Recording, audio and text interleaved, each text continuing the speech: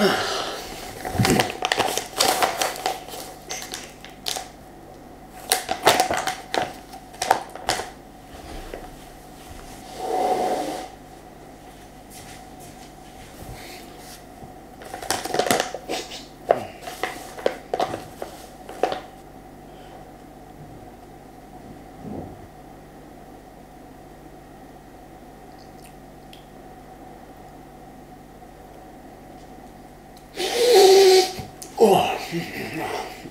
Oh.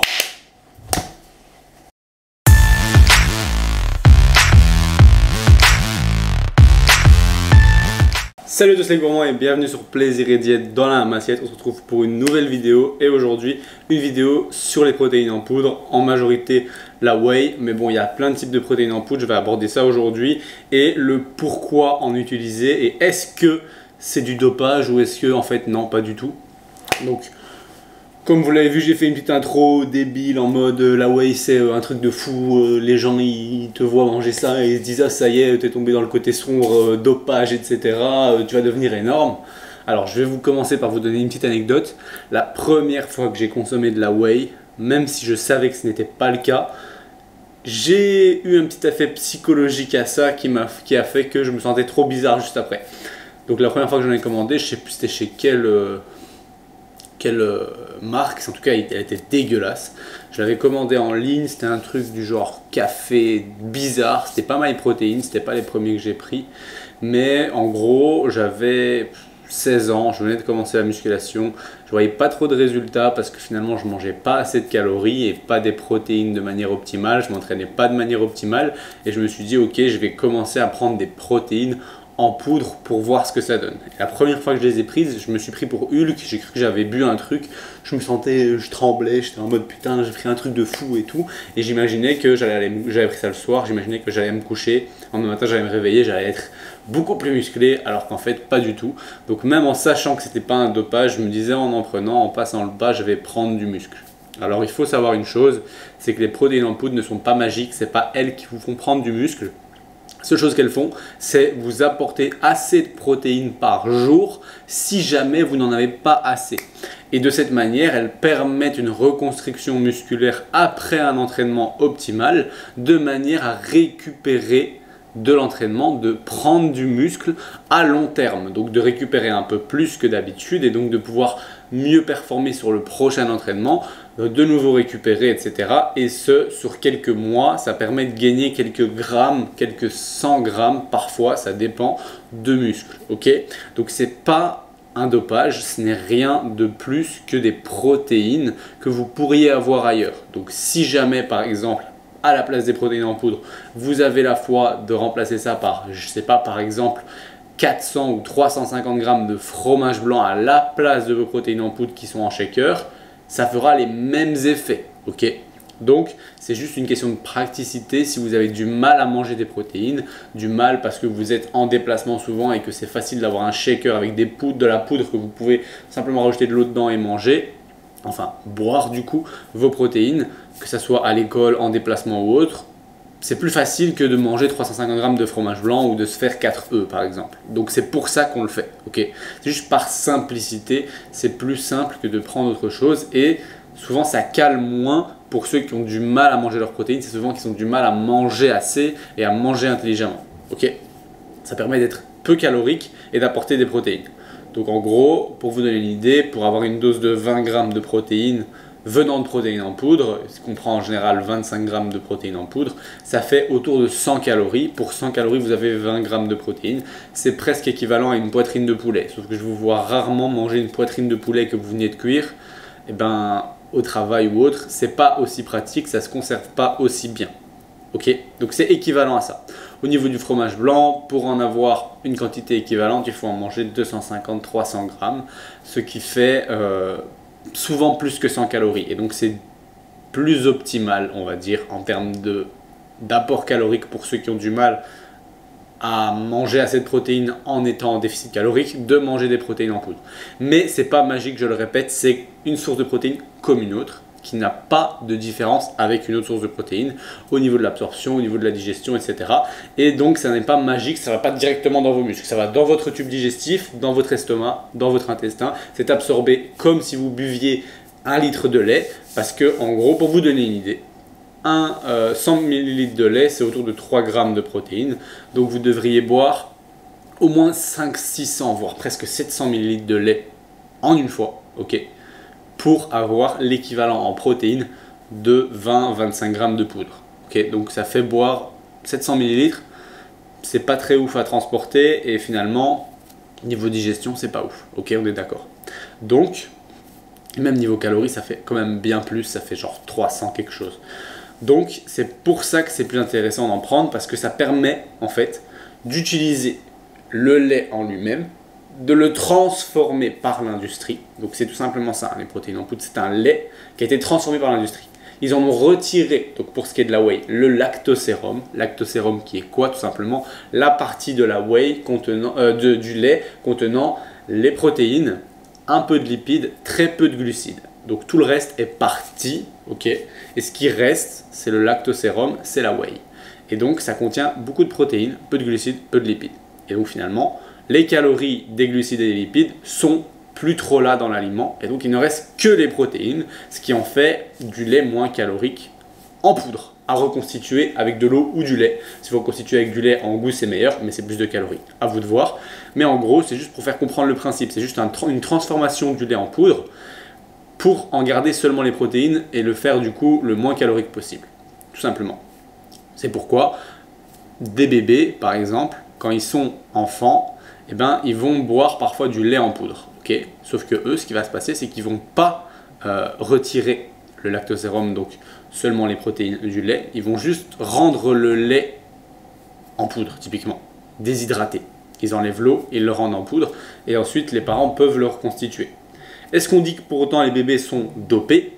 Non, pas du tout. Pourtant, c'est le même processus de transformation, sauf que dans ce processus, on a juste passé l'étape de retirer les lipides et les glucides. Donc, si un bébé n'est pas dopé, vous n'êtes pas dopé en consommant des protéines en poudre. Vous avez juste fait un choix intelligent de manière à consommer des protéines pour reconstituer vos muscles et pour récupérer et donc pour être plus performant à long terme sur plusieurs mois comparé à quelqu'un qui ne va pas consommer assez de protéines par jour. Si vous prenez 3 personnes, okay, on va prendre Jean-Michel, Jean-Louis et Jean-Eudes. Okay, Jean-Michel, il mange pas assez de protéines, c'est tout. Jean-Louis, il mange pas de protéines en poudre, mais il mange assez de protéines grâce à du fromage blanc, du lait, etc. Et Jean-Eudes, il mange pas assez de protéines venant du lait, des fromages blancs, etc. Mais il boit sa protéine en poudre pour arriver à autant de protéines que Jean-Louis. Et bien tout simplement, Jean-Louis et Jean-Eudes, ils vont avoir assez de protéines par jour, ils vont avoir les mêmes résultats s'ils s'entraînent de la même manière, avec le même nombre de séries, la même intensité, etc. Tandis que Jean-Michel, lui, eh ben, il ne va pas avoir assez de protéines, et donc même avec la même intensité, etc., il va moins prendre de muscles.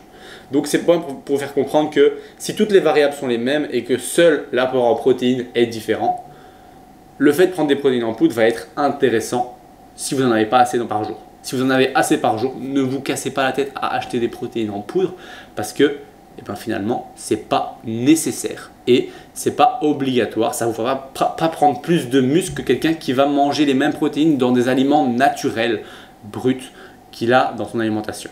Donc, si vous avez un budget limité, vous pouvez très bien manger du fromage blanc ou des œufs à la place. C'est juste plus compliqué de trouver une manière de les conserver si vous bougez beaucoup. Si vous n'avez pas envie de faire ça, vous pouvez prendre des protéines en poudre et si votre budget vous le permet. Maintenant, c'est pas super cher. Typiquement, moi, je prends la protéine en poudre la moins transformée qui existe, c'est chez NutriPure. Donc, vous avez moins 10% lors de la création de votre compte avec le code gourmand10. Ok, avec ce code-là, dans la description, vous avez 10% sur la création de votre compte. Vous pouvez commander votre whey, votre protéine en poudre ou votre caséine. Et de cette manière, vous pouvez finalement récupérer 10% sur votre produit.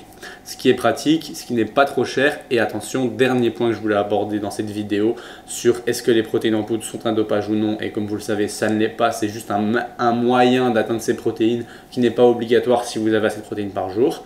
Eh bien, nous avons aussi différents types de protéines en poudre qui vont être plus ou moins absorbées. Un petit truc un peu plus complexe hein, dans lequel on rentre là, c'est tout simplement qu'un aliment brut, typiquement du fromage blanc, du skyr, il est naturel. Il est trouvé comme ça, entre guillemets, dans la nature, après un processus naturel qui l'a transformé en yaourt ou autre. Okay. Donc celui-là est très bien accueilli par le corps, est utilisé comme brut et donc est absorbé en grande quantité. Okay. Donc ça veut dire que typiquement du yaourt, du fromage blanc, du skyr, c'est absorbé, on va dire, pour faire un chiffre qui n'est pas précis, hein, à 90%, okay, voire 100%, ça dépend lesquels. Et donc 90 à 100% des protéines contenues sur l'étiquette de ce yaourt ou de ce skyr sont absorbées par le corps, utilisées pour reconstruire vos muscles. Okay. Pour une protéine en poudre, ça dépend de sa transformation. Mais une protéine qui est whey isolate 85 ou whey isolate avec un goût, en fait il y aura eu une transformation qui l'aura transformé chimiquement du coup en protéine en poudre venant du lait qui a été déshydraté. Et sur cela, il y a encore eu un autre moyen d'extraction qui a encore retiré encore plus de glucides, encore plus de lipides. De cette manière, il y aura encore eu plus de transformation. Ensuite, il y aura eu un ajout d'édulcorant, un ajout de goût qui aura fait que finalement, en fait, cette protéine en poudre n'a rien de quelque chose qu'on trouve dans la nature et qui a fait des phénomènes naturels. Et donc, le corps le voit plus comme un aliment brut et donc a plus, on va pas dire difficile à l'absorber, mais il est absorbé en moins grande quantité. Et donc, disons, ok, c'est pas des chiffres à prendre en compte, c'est juste pour vous donner un exemple, à 70%, on va dire. Et donc, finalement, 70% des protéines contenues sur l'étiquette de cette protéine en poudre vont être absorbées, tout le reste sera uriné, sera dans vos excréments, où vous voulez, mais ne sera pas utilisé. Ok. Donc, plus la protéine en poudre que vous utilisez est naturelle, brute, au mieux elle sera absorbée presque au même titre qu'un yaourt, qu'un skyr ou autre, et donc sera plus intéressante pour votre reconstitution musculaire. Okay. C'est presque comme si je disais, vous pouvez manger 15 grammes de protéines venant de yaourt ou 20 grammes de protéines venant de protéines en poudre pour avoir les mêmes effets sur vos muscles.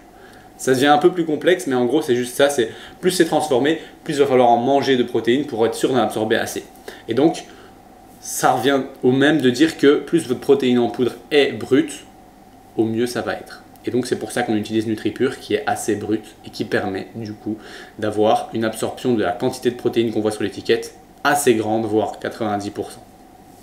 Donc c'est pour ça que moi ce que je vous conseille, c'est déjà lorsque vous voyez une protéine en poudre avec un goût isolate, essayez de plutôt prendre quelque chose de whey concentré ou whey bio ou quelque chose typiquement peu transformé. Okay. Une whey concentrée, une whey bio, une protéine de lait ou alors une caséine. Donc caséine qui est une autre protéine qui vient aussi de la transformation du lait et du coup qui va tout simplement être moins transformée qu'une isolate tout simplement. Donc en gros, retenez que si vous devez prendre une protéine en poudre, c'est parce que vous avez le budget, c'est facile pour vous à transporter parce que vous bougez beaucoup et vous avez trop peu de protéines. Si vous avez la possibilité de manger des protéines brutes à la place, faites-le. Sinon, ce n'est pas magique, mais ça vous permettra d'atteindre vos protéines et de les transporter facilement. Si c'est le cas, consommez une protéine qui n'est pas de préférence isolate, qui est plutôt protéine concentrée ou concentrée de whey, une protéine de lait ou alors une caséine. Ok, tout simplement. Si vous devez prendre une isolate, parce qu'il y a un goût, parce qu'elle est bonne, parce que vous aimez bien, typiquement moi je sais que j'aime bien l'isolate chocolat de chez NutriPure, parce qu'en goût elle est très bonne, elle fait penser à du Nesquik, et donc c'est plus facile à boire. Et donc je prends celle-là, mais j'en prendrai une plus grande quantité que si je prenais une autre whey. Donc à la place de prendre peut-être 25 grammes de poudre, j'en prendrai 30 grammes de manière à ce que, même si sur l'étiquette il y a marqué 25 grammes de protéines, eh ben, j'en compte comme si j'en avais absorbé que 20. Mais celle de NutriPure, je sais qu'elle est très brute, qui font attention à une faible transformation des aliments et donc qu'elle sera mieux absorbée qu'une autre que je vais trouver chez, je ne dirai pas de marque parce que je ne suis pas là pour balancer, mais voilà, comme ça vous avez une idée de si vous devez consommer des protéines, quelles prendre et pourquoi en prendre. J'espère que cette vidéo vous aura plu, vous pouvez me le dire dans les commentaires si vous en voulez d'autres, des vidéos informatives comme ça. Et si c'est le cas, quel type de sujet vous voulez que j'aborde au niveau de la nutrition, etc. Quant à moi, j'espère que cette vidéo vous aura plu. Si c'est le cas, vous pouvez toujours cliquer sur j'aime et même vous abonner. À la prochaine pour une autre recette ou une autre vidéo.